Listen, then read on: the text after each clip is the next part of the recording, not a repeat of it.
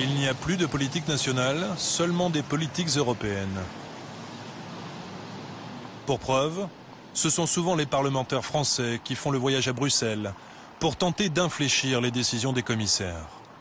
Exemple avec Bruno Le Roux, patron des socialistes à l'Assemblée, et qui profite d'une réunion du think tank du Parti socialiste européen pour interpeller Joachim Almunia, le commissaire chargé de la concurrence.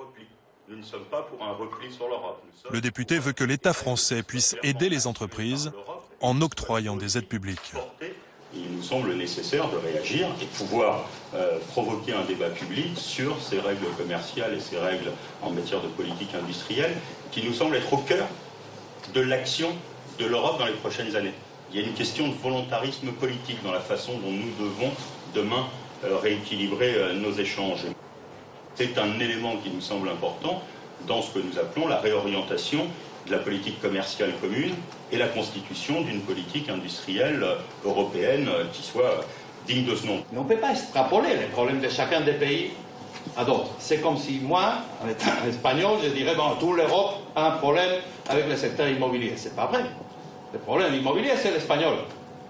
Le problème de la manque de compétitivité de certaines industries dans le marché extérieur, c'est un problème français. En particulier, pas seulement, mais en particulier français. Quand on compare la France avec, bien sûr, l'Allemagne, mais avec des pays comme l'Espagne, par exemple, qui a une industrie beaucoup plus faible, mais qui tient beaucoup mieux dans le marché extérieur. Et dont les exportations augmentent dans ces moments de difficulté. Pourquoi extrapoler les problèmes français à toute l'Europe si ce n'est pas le cas? Bruno Le Roux repart bredouille. Au cœur de l'Europe, la politique passe après l'économie. Les lois de Bruxelles sont implacables.